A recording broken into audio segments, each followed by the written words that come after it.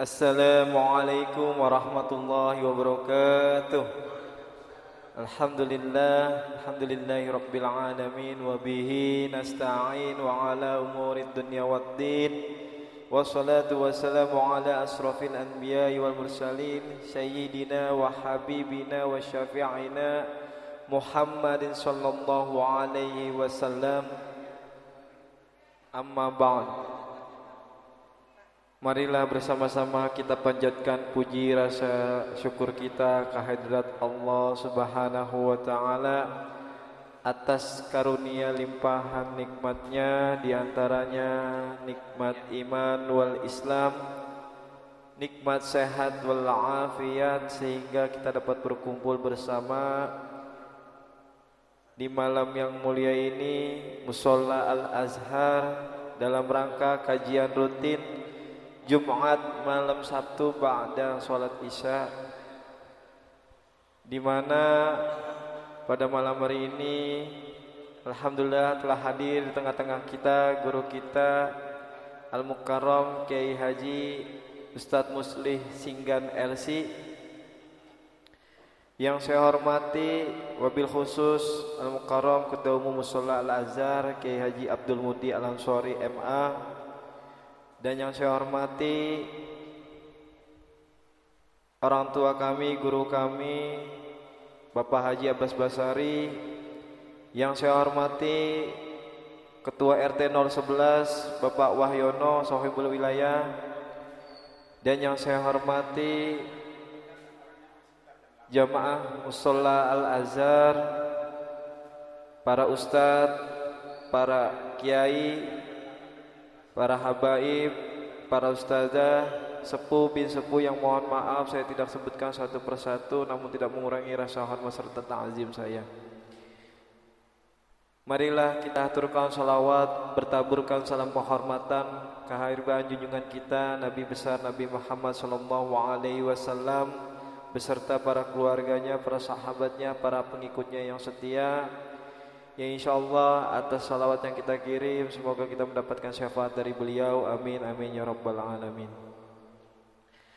Untuk mempersingkat waktu, marilah kita dengarkan, kita simak apa yang disampaikan oleh guru kita Al-Mukarram Kiai Haji Ustadz Muslih Singgan LC. Dengan beliau atas waktu dan tempatnya kami persilahkan. Allahumma sholli ala sayyidina Muhammad. Allah sallallahu alaihi.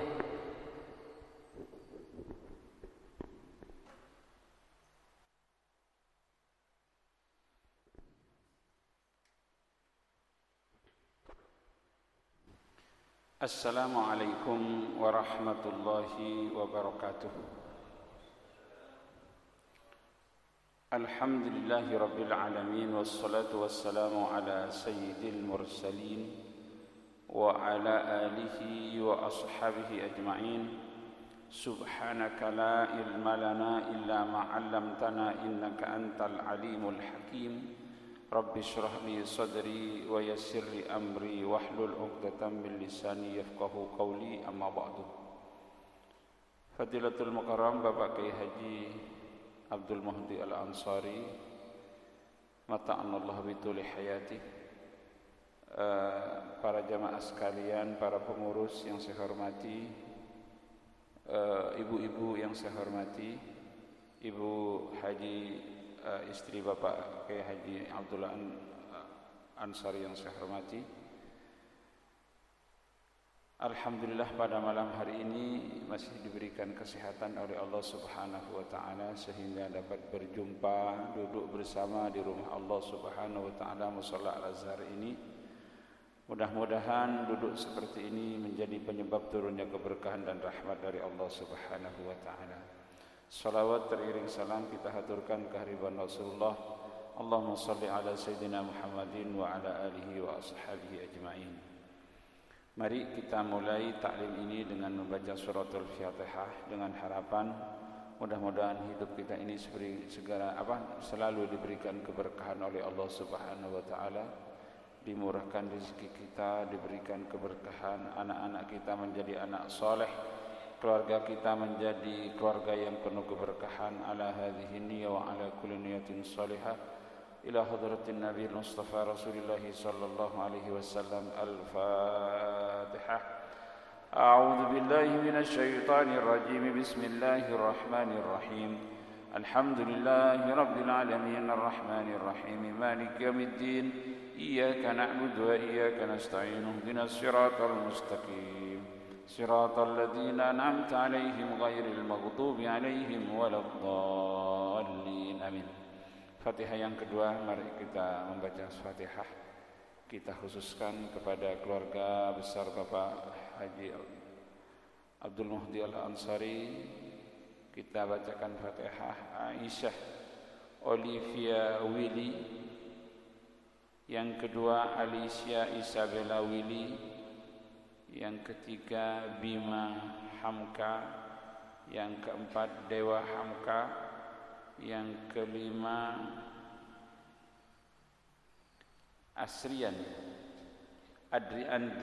Adrian Richard Willy. Yang keenam Maya Hamka.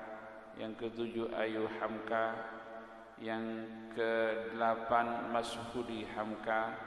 Yang kesembilan Rita Ferdianti.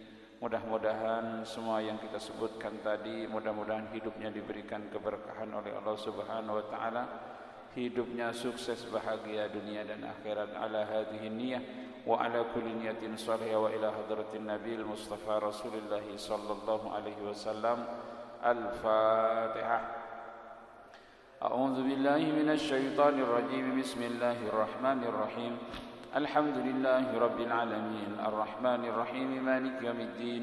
Iyyaka na'budu wa iyyaka nasta'in. Ihdinas siratal mustaqim siratal ladzina an'amta 'alaihim ghairil maghdubi 'alaihim waladdallin. Amin. Para jemaah sekalian, Idul Adha berapa hari lagi? Tanggal berapa? Itu tanggal 10 ya? Hah? 9. Sabtu tanggal 9. Sekarang sudah tanggal 24. Berarti 8 hari? Enggak, lebih. Setengah bulan lagi pokoknya dah. Setengah bulan lagi akan kita merayakan hari Idul Adha. Saya ingin sampaikan kisah ibadah kurban dan keutamaannya. Kurban ini, arti daripada kurban ini, qarraba yuqarribu qurbana. Qarraba itu artinya mendekatkan. Kurban itu dekat. Qarraba itu mendekatkan diri kepada Allah. Artinya, lalu ibadah kurban ini adalah ibadah yang umurnya paling tua. Kenapa dikatakan paling tua? Karena ibadah kurban ini sudah dilakukan oleh putranya Nabiullah Adam, Qabil dan Habil. Bagaimana kisahnya Qabil dan Habil berkurban? Ibu Hawa itu selalu melahirkan kembar. Kalau lahir kembar. Namun kembarnya laki-laki sama perempuan. Pertama Qabil lahir. Pasangannya Qabil itu adalah Iklimah. Iklimah itu parasnya cantik. Lalu lahir Habil, kembarannya adalah Labudah. Labudah itu tidak secantik Iklimah. Lalu setelah tumbuh besar dinikahkan oleh Nabiullah Adam. Akan tetapi pernikahan ini tidak dengan pasangan kembarannya. Disilang. Qabil dinikahkan dengan Labudah, Habil dinikahkan dengan Iklimah. Lalu Qabil protes. Kata Qabil, loh, saya cintanya senangnya sama Iklimah. Kenapa kok dinikahkan bukan dengan pasangan saya? Kok dinikahkan dengan Labudah? Protes, rebutan Iklimah. Jadi soal asmara, Pak. Dari dulu itu soal asmara. Memang kalau sudah soal asmara ini bahaya. Rebut Iklimah, kata Nabiullah Adam, sudah beginilah. Yang berkurban dua-duanya. Yang kurbannya diterima, itu yang mendapatkan Iklimah. Dalam Al-Quran dikatakan, watlu alaihim naba abnai Adam idh qarraba qurbanan fatukubbila min ahadihima walam yutaqabbal minal akhar qala la'aqtulannak innama yataqabbalullahu minal muttaqin. Watlu alaihim naba abnai Adam. Watlu, sampaikan, bacakan, alaihim, kepada manusia, tentang kisah Ibnai Adam, dua putra Nabi Adam, yaitu Qabil dan Habil. Idh qarraba qurbanan, ketika dua-duanya sama berkurban. Si Qabil petani, si Habil peternak. Dua-duanya berkurban dengan yang dia miliki. Qabil berkurban dengan hasil pertaniannya, Habil berkurban dengan hasil ternaknya. Namun bedanya, Qabil mengorbankan dari hasil pertaniannya yang buruk-buruk. Umpamanya padi, yang dikurbankan itu padi yang banyak gabuknya, gak bagus. Habil berkurban dari hasil peternakannya, sapinya yang mulus-mulus, yang gemuk-gemuk, yang bagus-bagus, kambingnya juga dikurbankan yang bagus-bagus, untanya yang gemuk-gemuk. Yang diterima fatukubbila min ahadihima, salah satunya diterima. Yang diterima punya Habil.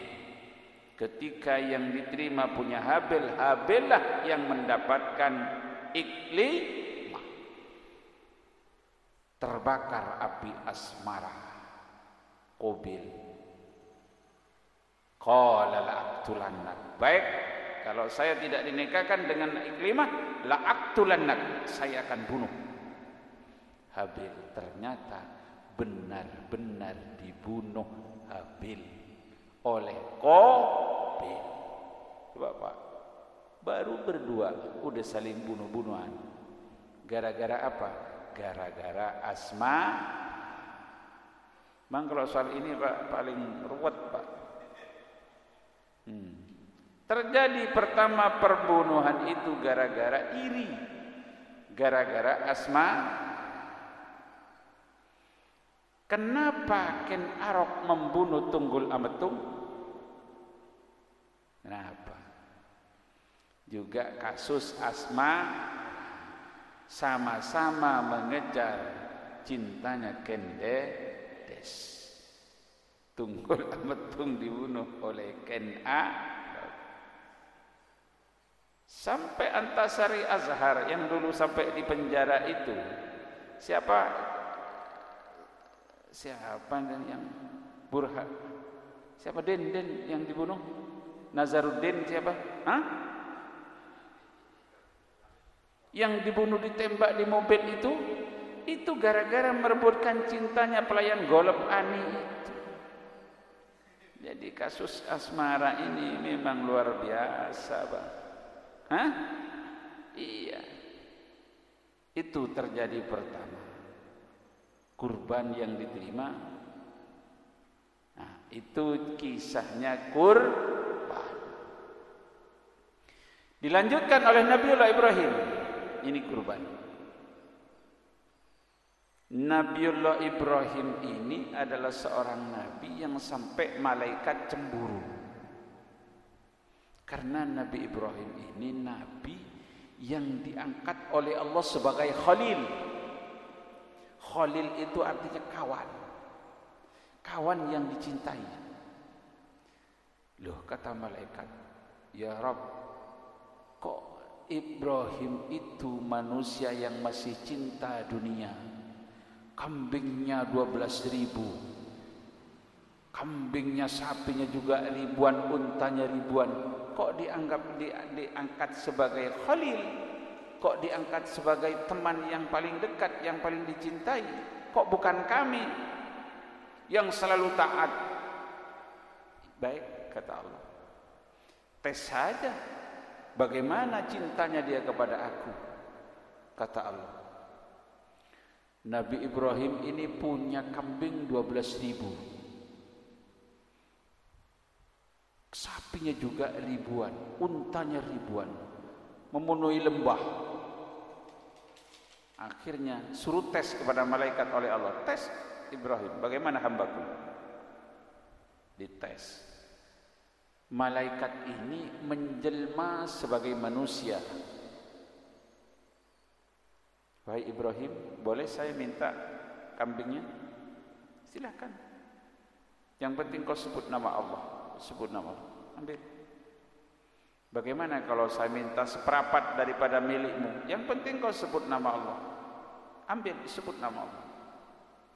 Separuh silakan, semua sebut nama Allah atas perintah Allah. Semua ambil dengan penjaga-penjaganya. Penjaganya kambingnya Nabiullah Ibrahim itu anjing, Pak. Anjing, ribuan anjing yang menjaga peternaknya itu. Anjing, setiap anjing dikalungi emas. Itulah Nabi Ibrahim, anjing dikalungi emas. Kata Nabi Ibrahim, emas itu hanya pantas untuk anjing. Ambil semua dengan anjing-anjingnya. Yang penting kau atas perintah Allah. Ya. Kagum, malaikat kagum dengan ketaatan Nabiullah Ibrahim alaihis. Benar kalau ini diangkat sebagai khalil oleh Allah Subhanahu wa taala. Makanya julukan Nabi Ibrahim itu Khalilullah, kawannya Allah yang paling dekat. Nah, setelah diberikan semua oleh Nabi Ibrahim, ngaku malaikat ini, saya bukan manusia, saya ini malaikat, saya tak butuh kambing, tak butuh sapi, tak butuh onta, karena saya enggak punya nafsu, saya cuma ngetes kamu, ini semua saya kembalikan. Kalau kita kira-kira kembalikan, diambil lagi enggak, Pak? Ambil lagi. Kata Nabi Ibrahim, pantang kalau saya sudah meludahkan, saya menjilat ludah saya lagi.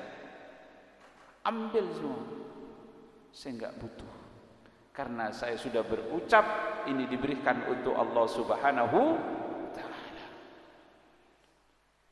Jangankan kambing, jangankan sapi, jangankan unta, umpamanya saya diberi anak oleh Allah, dikarunia anak yang selama ini saya enggak punya anak, diminta oleh Allah, saya kasih. Nabi Ibrahim itu, Ibu Sarah itu mandul, Pak. Ibu Sarah itu baru punya anak ketika sudah berumur 90 tahun. Kalau ibu-ibu sekarang 90 tahun masih bisa punya anak, Bu? Bu, ibu-ibu sekarang umur 55 udah dah moh. Hah?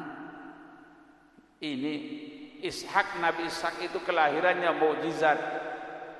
Karena Ibu Sarah umur 90 tahun, Nabi Ibrahim sudah umur 100 tahun baru punya anak Ishak. Namun Ismail lahir sebelum Ishak. Nikah dengan istri keduanya, yaitu Ibu Hajar. Makanya kalau enggak punya anak, biar punya anak, Bapak dipancing dengan nikahlah. Ya, baru lahir Ishak, setelah lahir Ismail. Buat pancingan, Bu, biar punya anak. Pamit begitu.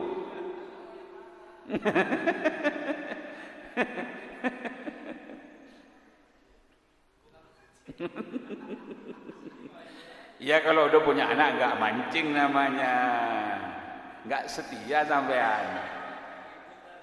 Mancing keributan. Jadi Nabiullah Ibrahim ketika nikah lagi dengan Ibu Hajar dikaruniai anak oleh Allah Subhanahu wa taala yang bernama Ismail. Lalu Nabiullah Ibrahim ketika punya anak ini senangnya luar biasa, cintanya kepada Ismail luar biasa.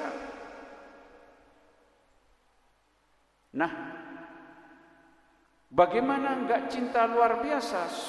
Sekian nama diharapkan. Nabi Ibrahim selalu berdoa, Rabbi habli minas salihin, Rabbi habli minas salihin. Inni dhahibun ila Rabbi sayahdin. Rabbi habli minas salihin. Ya Allah, berikan aku keturunan yang soleh.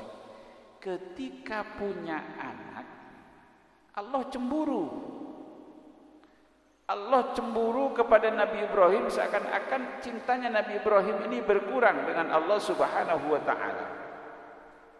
Dites lagi oleh Allah.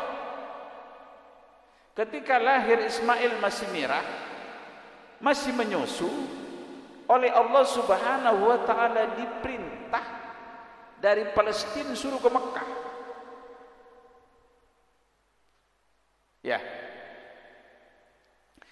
Suruh ke Mekah, suruh dibawa istrinya Hajar dan Ismail yang masih menyusu. Dibawalah ke Mekah. Karena ini perintah Allah tanpa reserve. Ngerti tanpa reserve, Pak? Udah enggak nawar-nawar lagi kalau sudah perintah Allah. Berangkat. Sesampainya di Mekah, yang namanya Mekah itu pada waktu itu adalah wadin ghairi di zar'in, sebuah lembah yang tidak ada tumbuh-tumbuhan, tidak ada kehidupan. Sesampainya di Mekah, oleh Allah Subhanahu wa taala Ismail dengan Ibu Hajar, Ismail yang masih merah suruh ditinggalkan. Mampu enggak kalau kita, Pak? Ditinggalkan berdua. Kalau ada manusia di situ ada kehidupan, iya. Enggak ada manusia, enggak ada kehidupan, kering kerontang, enggak ada sumber air. Itu dilakukan oleh Nabiullah Ibrahim alaihis salam.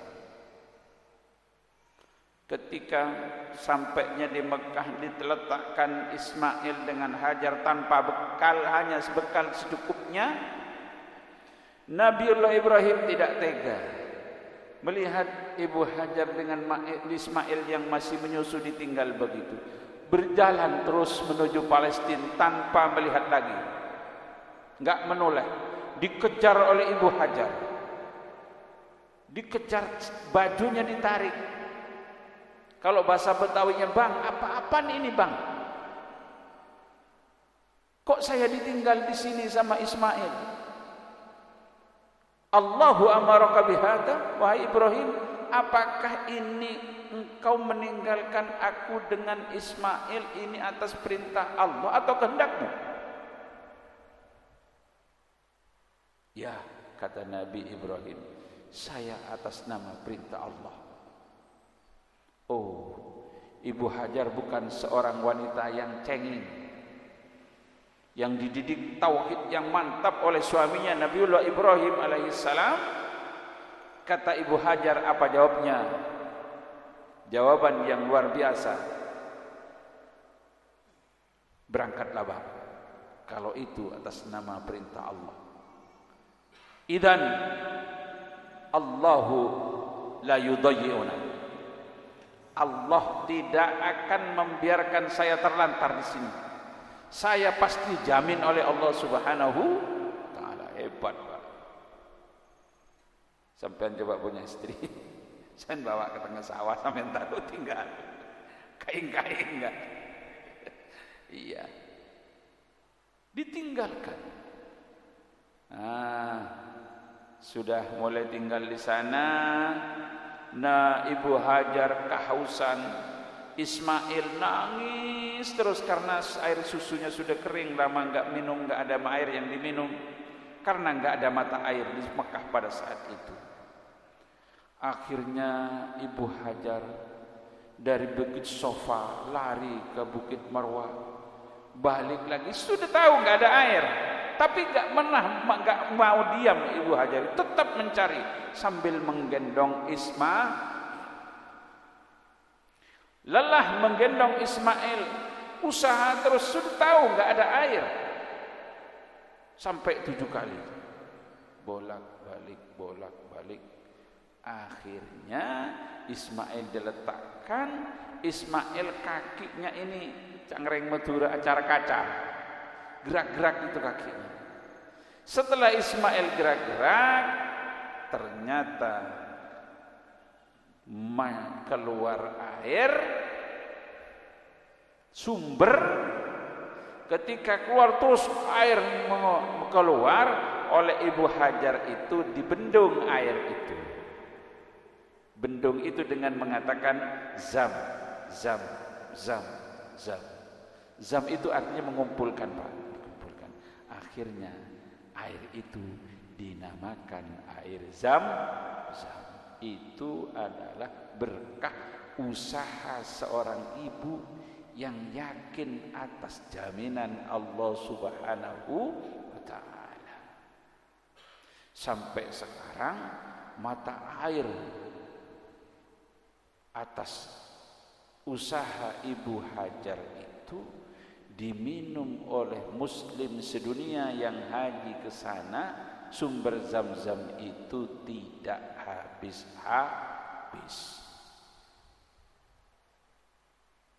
Paham? Dilanjut? Lanjut ceritanya? Bu, Ibu, lanjut ya. Paham sampai di sini? Balik Nabi Ibrahim ke Palestina. Setelah sekian bulan, 9 bulan, diperintah oleh Allah Subhanahu wa ta'ala balik lagi ke Mekah. Karena Nabiullah Ibrahim disiksa oleh rindu. Kerinduan terus mengingat Ismail yang ada di tempat yang tidak ada kehidupan. Rindu kepada Ibu Hajar, rindu kepada Ismail. 9 bulan diizinkan oleh Allah datang ke Mekah. Tapi ketika datang ke Mekah tidak diizini menemui, hanya sebatas melihat dari jauh. Melihat sampai di sana, melihat, oh sudah ada kehidupan, Pak, sudah keluar mata air. Orang-orang suku Jurhum sudah ada di situ, rumah ada di sekitar itu. Sudah lega hatinya Nabi Ibrahim alaihis salam. Balik lagi ke Palestina. Apa ini, Bu? Balik lagi ke Palestina. Pernah dengar nggak kisah ini sampean, Pak? Sering ya? Tapi nggak apa-apa diulang-ulang, Pak. Karena ini sampai dijadikan Id, sampai dijadikan hari raya. Kisah-kisah ini. Balik lagi ke Palestina. Falamma balagha ma'ahu sa'ya. Ketika Nabiullah Ismail umur kurang lebih 12 tahun, datang lagi Nabi Ibrahim ke Mekah untuk menemui Ibu Hajar dan Ibrahim dengan Ismail. Nah, sampai di Mekah ketemu Ismail nggak kenal. Itu siapa orang tua itu? Oh, itu abahmu, ayahmu Ibrahim. Hiduplah tinggal di Mekah Nabi Ibrahim. Barang sebentar beberapa hari, belum sempat melepaskan rindu dengan Ismail, mimpi. Pak, ini ujian dari Allah Subhanahu wa ta'ala. Mimpi. Falamma balagha ma'ahu sa'ya. Ketika sudah, inni ara fil manam anni adbahuka fandur madza tara. Ketika sudah umur sekitar 12 tahun, Nabi Ibrahim berjumpa lagi dengan Ismail baru berapa sekian hari, mimpi agar Ismail anak sewatawayang, anak yang paling dicintai, anak yang didambakan kehadirannya, hasil doa berpuluh-puluh tahun, bermimpi agar disembelih. Sampai Nabi Ibrahim ini ragu. Padahal kalau Nabi itu mimpi, gak ada mimpinya Nabi itu dari setan. Karena mimpinya Nabi itu pasti wahyu.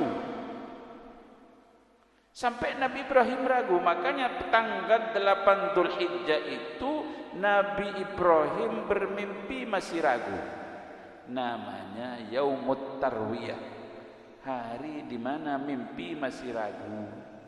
Disunnahkan puasa, namanya puasa sunnah tarwiyah. Besoknya tanggal 9 Dzulhijjah mimpi lagi. Sama perintahnya agar Ismail disembelih. Wah, ini yakin ini bukan dari setan, ini perintah dari Allah. Sudah yakin akan melaksanakan. Makanya hari tanggal 9 dari Dzulhijjah itu dinamakan Yaumu Arafah. Hari sudah ngerti, tahu, yakin kalau itu perintah Allah. Tanggal 10 Dzulhijjah itu dinamakan Yaumun Nahar. Hari apa Pak? Yaumun Nahar. Nahar itu artinya mengalirkan darah, pemotongan, menyembelih. Pada tanggal 10 itu Nabiullah Ibrahim sudah yakin itu perintah dari Allah, sudah siap-siap.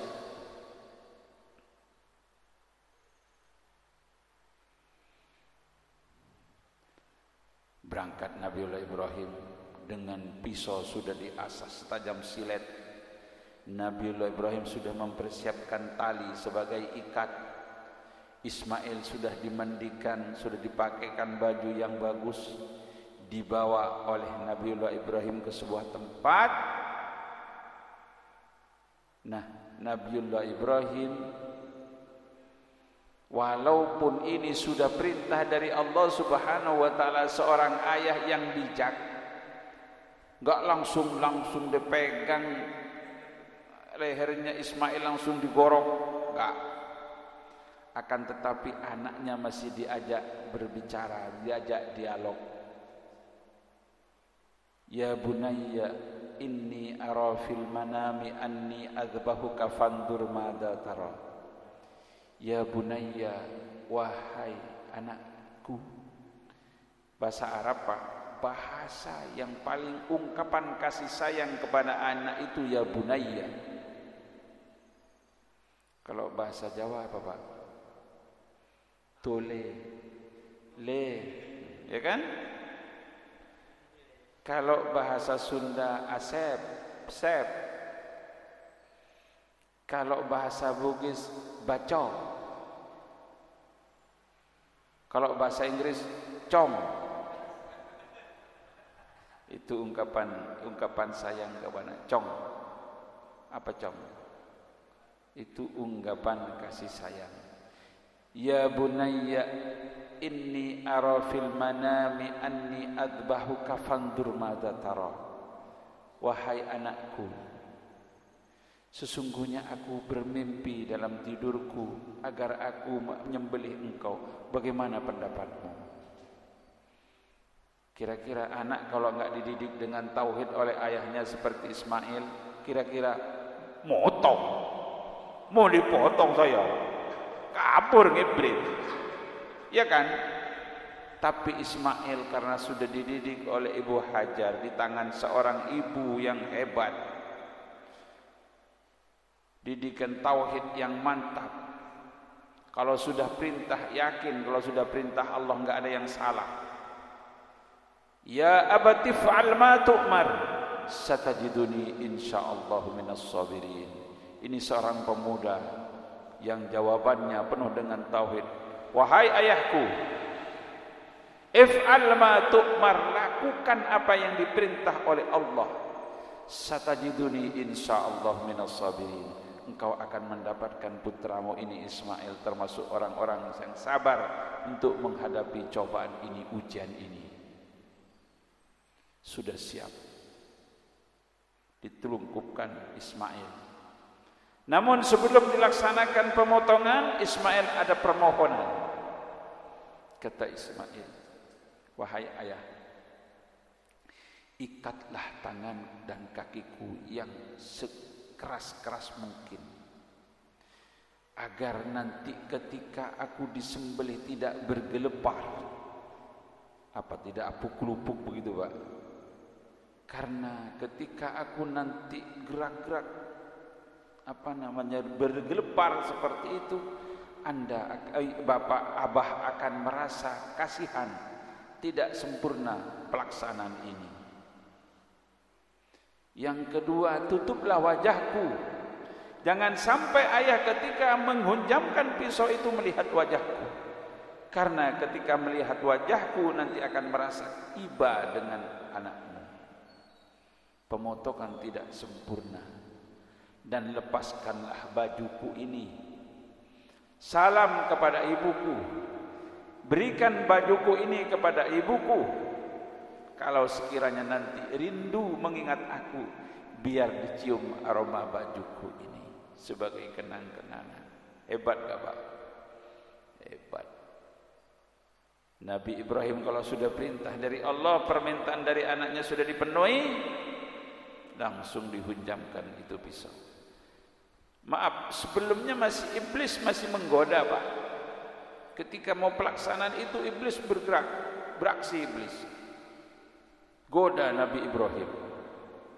Ibrahim, kamu ini gila tak? Kata iblis.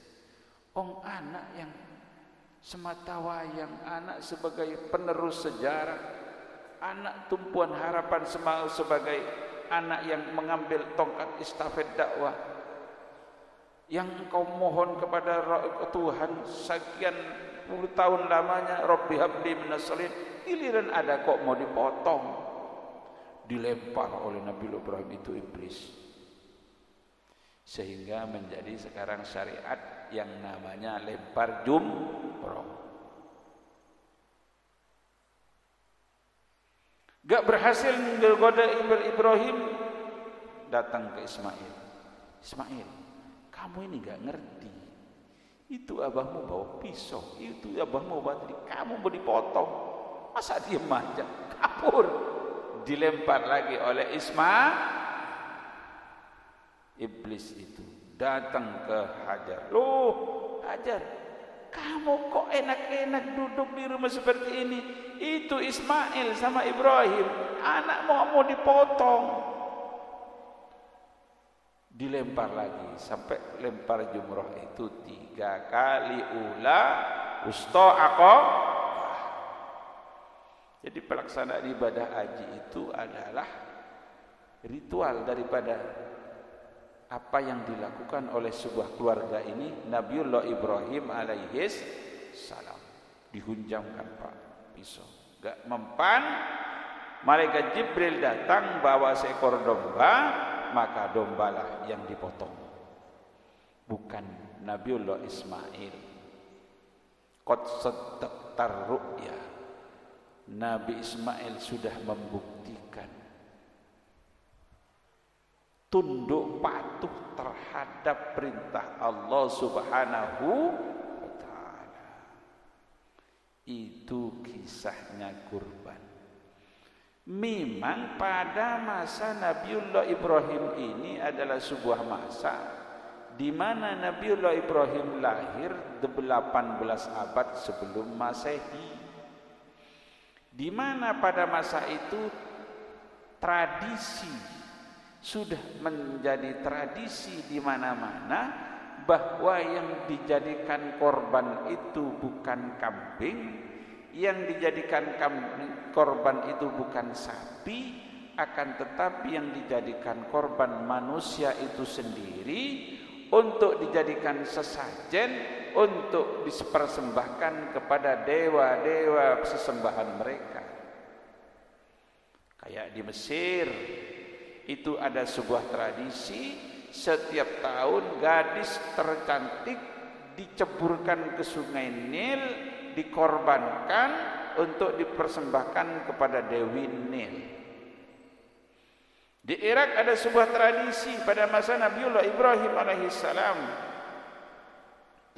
Jadi di Irak ada tradisi bayi-bayi yang masih mungil, masih merah diceburkan ke dalam sungai, dipersembahkan kepada dewa Baal sesembahan mereka. Di Meksiko ada sebuah tradisi yang dijadikan korban itu jantung manusia dipersembahkan ke dewa mereka. Di Eropa ada tradisi pemuka agamanya ditangkap dan dipersembahkan kepada dewa mereka. Ini bahaya ini. Kalau ustadz ditangkap nanti dijadikan ruwet. Nah, syariat yang diturunkan kepada Nabiullah Ibrahim ini memuaskan semua pihak. Sejak itu kurban bukan manusia lagi, akan tetapi yang dikurbankan adalah binatang, yaitu kambing, sapi, kerbau, unta. Selain itu nggak boleh. Bagaimana Pak Ustadz kalau kurban bebek 100 ekor, apa boleh? Nggak boleh Pak. Bagaimana Pak Ustadz kalau kurbannya ayam kampung Pak Ustadz? Karena sekarang orang kalau makan sate kambing banyak yang darah tinggi. Maunya gimana kalau ayam kita potong 100 ayam kampung? Tetap nggak boleh. Kambing, sapi, kerbau, unta. Ini adalah kisahnya kurban. Lalu para jamaah sekalian, masih ada waktu? Masih 5 menit lagi. Lalu para jamaah sekalian, pelajaran apa yang dapat kita petik daripada ibadah kurban ini? Yang pertama, bahwa kita ini diajarkan oleh peristiwa kurban ini selalu mendahulukan perintah Allah daripada kehendak hawa nafsu. Sekarang yang dipinta bukan anak kita seperti Nabiullah Ibrahim, akan tetapi yang diminta, apa yang kita paling cintai saat ini adalah apa yang paling kita cintai sekarang? Duit. Kata orang Padang, piti. Kata orang Bugis, doi. Kata orang Jawa, arto. Kata bahasa Inggris, orang Inggris, pese. Money. Iya. Happen, nang hadong happen. Dang hadong happen. Kata orang Aceh apa? Ineng.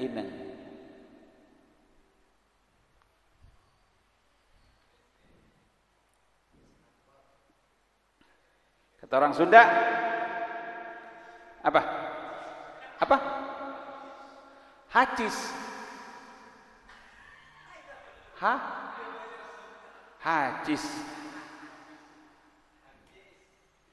Hacis. Jadi yang dikurbankan, yang kita paling cintai saat ini duit.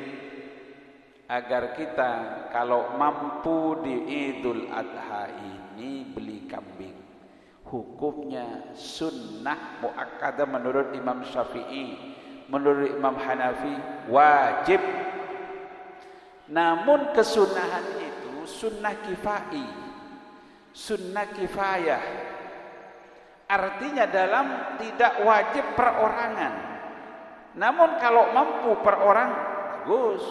Tapi kalau tidak mampu satu orang cukup. Kalau suaminya nggak mampu, suami istri nggak mampu, suaminya nggak mampu istrinya, suami istri nggak mampu anaknya, Anaknya nggak mampu mewakili salah satu daripada keluarga besar ini di antara cucunya. Cucunya nggak ada, istri nggak mampu, anak nggak mampu. Di antara salah satunya nggak ada yang mampu, saudaranya. Saudaranya nggak mampu, ponakan.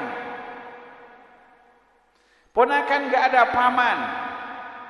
Paman nggak ada, sepupu. Kok ini satu pun gak ada yang mewakili dari keluarga besar ini? Itu namanya terlalu pelit. Koret medit merege hese. Masa sekeluarga besar gak ada wakil satu? Ada satu sudah cukup mewakili. Karena Nabi Muhammad SAW itu memotong 2 kambing kalau Idul Adha itu. Ini satu untuk saya dan keluarga saya, yang satu untuk semua umatku, dikurbankan oleh Rasulullah sallallahu alaihi wasallam. Jadi kalau bapak korban 1 kambing, itu sudah mewakili keluarga besar bapak, sudah mendapat keberkahan dari kurban itu. Mudah-mudahan bapak semuanya mampu beli kambing, kalau bisa yang etawa yang gede, gak bisa lagi kambing kecilan lagi, gak bisa lagi kambing kacang. Yang penting besarnya jangan sampai kayak kucing. Kambing kecil kayak kucing sampai korban. Saking pelitnya pengen korban, selama ini gak pernah korban. Ya Allah ya Rabbi, setiap hari raya cuma datang ke mushola, datang ke masjid, tangannya sambil gini, bawa pisau. Ada nggak yang begini? Bawa pisau sama tusukan. Giliran itu pelernya buat saya, itu peler. Setahun tiap tahun ada yang begitu. Setiap tahun nggak pernah kurban. Jadi jangan sampai tidak berkorban dalam hidup ini. Yang terakhir, pelajaran dari kurban ini, Pak. Hakikatnya sebenarnya ibadah kurban itu pelajaran yang kita dapat petik. Sebenarnya yang kita kurbankan, kita buang jauh-jauh itu adalah memang yang dipotong adalah binatang. Yang kita potong itu pada hakikatnya adalah sifat-sifat binatang itu. Apa sifat binatang? Gak pandang, gak tahu haram, gak tahu halal, tabrak terus. Ada kerbau, kalau sudah ada rumput hijau masih, wah ini hukumnya gak boleh, ini punya orang. Ada kerbau begitu? Gak ada. Itu yang dibuang.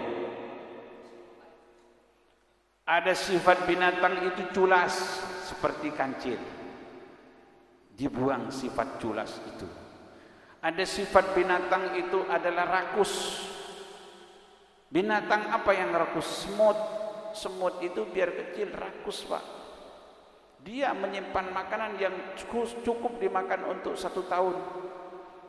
Hidupnya nggak pernah berhenti, cari makan terus, nggak pernah ingat malam siang.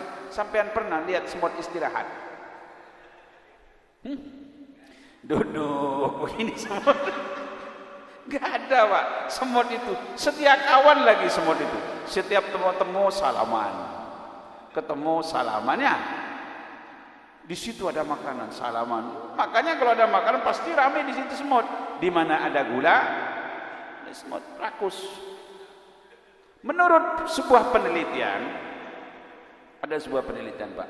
Setiap binatang yang makan langsung dengan mulutnya, binatang itu enggak rakus. Ayam makan, matok, kenyang, penuh, udah selesai. Gak ada ayam bawa bakul, nyimpen untuk besok, gak ada, Pak. Kambing makan udah kenyang, diam udah. Ya, semua binatang yang makan langsung dengan mulutnya, dengan parunya, cucuknya itu enggak rakus. Cuman ada binatang yang makan, tidak makan dengan langsung dengan mulutnya, kalau pakai tangan itu rakus. Coba lihat monyet, makan penuh, tangan pegangan, tangan kiri, taruh di ketek, taruh di kaki, itu pegang semua. Ini monyet. Ada saudaranya yang makan dengan tangannya juga lebih parah dari monyet. Siapa? Siapa Pak? Pak nggak paham kayaknya. Lebih parah Pak, rakusnya. Apa namanya, kambing dimakan, sapi dimakan, kerbau dimakan, daun dimakan, apa saja dimakan, sampai aspal dimakan Pak. Kayu di hutan itu dimakan semua. Itu saking sifat rakus ini dibuang. Sifat-sifat binatang itu dibuang. Maka sekarang banyak orang yang stylenya orang, bentuknya orang, tapi sifat-sifatnya lebih parah daripada binatang, lebih rakus dari binatang, lebih kejam dari binatang. Coba, ada enggak binatang sapi jantan kawin dengan sapi jantan? Ada enggak? Ada ayam jago sama ayam jago, ada? Enggak ada. Tapi kok manusia lebih jahat dari binatang? Laki-laki sama laki-laki, perempuan sama perempuan. Dan sekarang lucunya minta dilegalkan. Laki sama laki. Hati-hati, kalau sudah manggil begini, jangan datang sampean. Kalau nunggu duduk-duduk begini, mukulnya begini, jangan, hati-hati. Laki-laki itu kalau mukul begini. Makanya kata Umar, laki-laki itu, wa idza masyaita fa asri. Kalau jalan laki-laki yang kencang, cepat. Jangan melambai. Laki-laki, jangan kemayu jadi laki-laki. Wa idza darabta fa'auja, mukul laki-laki, jangan begini. Wa idza takallamta fa'asmi, kalau ngomong tegas, jelas, jangan kayak perempuan. Nanya orang, mau ke Meno, mau kemana, mau ke Meno. Jadi ini Pak, saya kira pelajaran daripada ibadah kurban. Banyak sekali sebenarnya, namun durasi waktu yang kita miliki, insya Allah kalau nanti sebelum Id bisa berjumpa lagi, kita lanjutkan daripada keutamaan daripada ibadah kurban. Ada pertanyaan? Persilakan. Ya.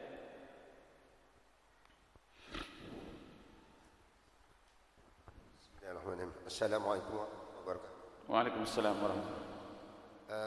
Masalah kenabian tentunya. Ini gelar kenabian yang Allah tunjuk pada Nabi itu sejak kapan? Gelar Nabi itu yang pertama. Yang kedua, kalau kita mau, kalau zamannya Nabi Adam itu korban itu yang diprioritaskan korban daripada si Habil yang peternak. Kebetulan ada yang mempersembahkan pertanian. Kenapa itu pertanian kok nggak jadi referensi untuk korban juga gitu saat ini gitu loh. Kenapa rujukannya ke Nabi Ibrahim korban itu? Nah, karena sudah ada dasarnya kan, zaman Habil dan Qabil gitu loh. Jangan yang Habil itu peternakan, kebetulan dia kan beternak, makanya korbannya korban hewan dan sedangkan yang Habil itu dari pertanian gitu loh. Kenapa rujukannya ke Nabi Ibrahim gitu. Karena kan kalau saya lihat Nabi Ibrahim itu hanya sebagai cara ya. Cara bahwa itulah persembelihan itu dengan domba gitu. Tapi kalau dasarnya itu mungkin rujukannya dari Nabi Adam. Nah itu aja. Terus yang ketiga, kalau kita mau korban, kalau kata Mbak Kusa katanya kalau kita satu ini mewakili orang sekian banyak nih dari satu keluarga itu. Kalau kita sekarang dari sekian banyak orang mewakili satu orang, kan saat ini begini Pak, kita nyumbang untuk kita korban untuk siapa? Untuk si A, si B, si C. Nah sekarang kita ini maunya dari sekian banyak orang ini kumpulin untuk satu orang, itu bagaimana? Boleh nggak korban ini? Iya. Terima kasih. Assalamualaikum warahmatullahi wabarakatuh. Baik. Jadi para jamaah sekalian, artinya kurban itu sudah ada sebelum Nabiullah Ibrahim alaihissalam. Namun pada masa Nabi Ibrahim ini ada sebuah penyelewengan yang dilakukan oleh manusia, yaitu manusia yang dikorbankan, sehingga syariat Nabiullah Ibrahim ini memberikan jalan keluar kepada semua pihak agar manusia ini tidak dijadikan sesajen, tidak dijadikan kurban lagi. Kan perintahnya perintah Ismail kan, sesuai dengan kondisi pada saat itu. Ismail yang dipotong, akan tetapi ditunjukkan oleh Allah bahwa ketaatan yang diperlukan.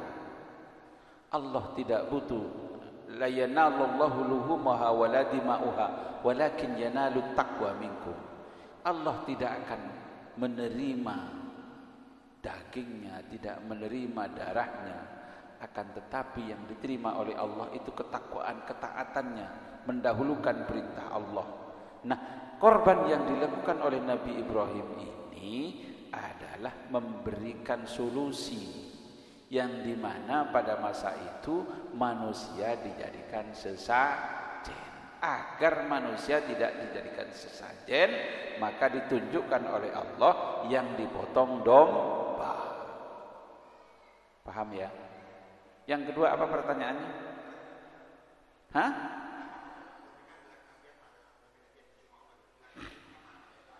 Ya, Nabi ini adalah manusia pilihan Allah. Yang dipilih seluruh manusia ini sejak zaman Nabi Adam sampai zaman Nabi Muhammad, yang diangkat menjadi nabi itu cuman 124.000. Gak ada nambah lagi sekarang. Kalau Tugimin ngaku nabi bukan, Cecep Soleh ngaku nabi bukan, apalagi Mosotek, apalagi itu nabi. Nabi itu pangkat dari Allah. Tidak bisa bekas nabi, mantan nabi, enggak ada. Karena pangkat dari Allah, pilihan Allah. Kalau ustadz bisa derajatnya, tadinya ustadz ulama dihargai, ketika akhlaknya hancur rusak, enggak dihargai lagi. Wih, dulu hebat. Tapi sekarang ada ustadz kasus ditangkap di penjara, hilang ulamanya. Kalau sudah begitu, ulama ketika tidak bisa menjaga akhlak, hilang. Itulah yang ketiga.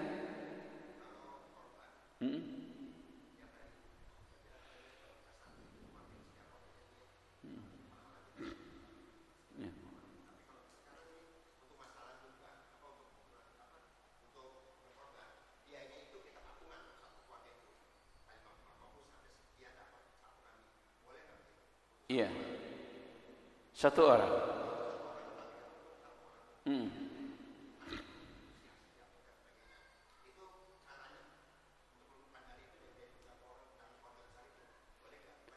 Ya makanya begini, sebenarnya bukan berarti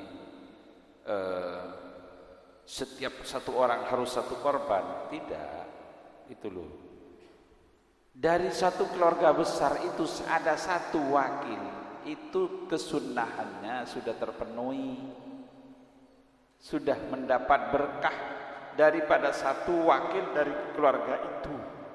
Namun umpamanya keluarga itu keluarga mampu, keluarga kaya semua, berlomba-lomba, satu orang satu sapi, boleh, nggak masalah.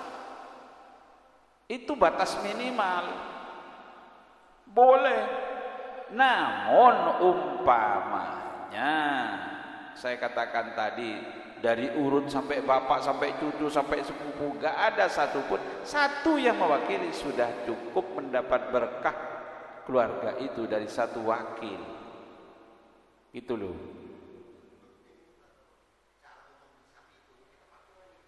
Ya, nah patungan menurut fikih, aturan fikihnya sapi itu untuk 7 orang, kambing 1 orang itu loh. Hah?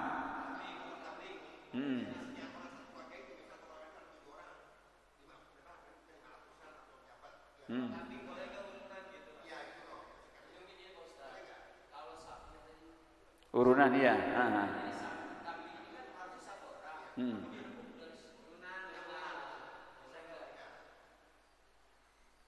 Silahkan urunan.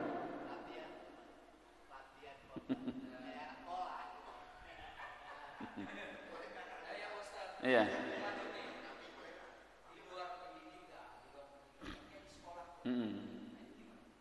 Ya nggak masalah. Tapi yang afdal 1. Ya kalau nggak mampu ya gimana? Yang afdal 1 mewakili. Jadi 1 orang.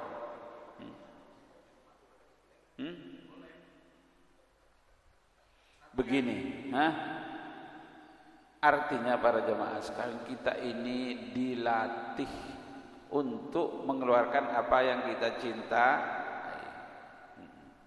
Masa kambing masih patungan? Saking kadang-kadang kita beli burung yang harganya itu kadang-kadang kita beli.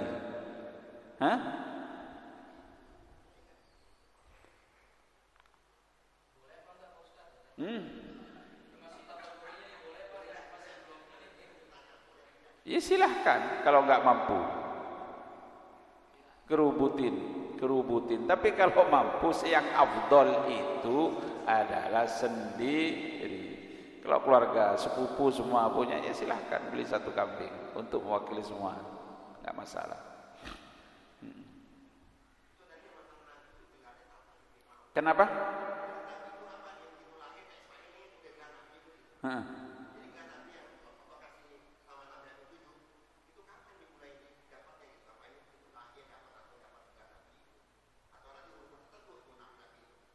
Iya.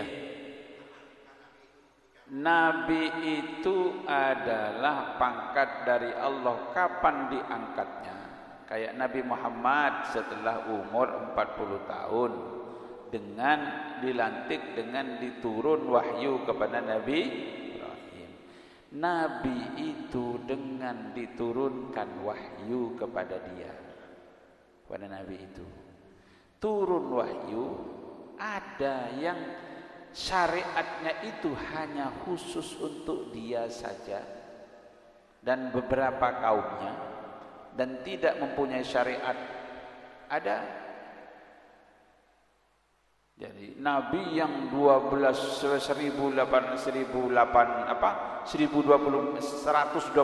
itu pasti mereka itu dapat wahyu, karena lantik kenabian itu mendapatkan wahyu dari Allah. Iya. Namun ada yang diperintahkan untuk menyebarkan syariatnya itu, wahyunya itu, ada yang tidak diperintahkan untuk menyebarkan syariatnya. Jadi lantiknya Nabi itu wahyu. Pada bukti kenabian itu adalah wahyu dari Allah Subhanahu wa ta'ala.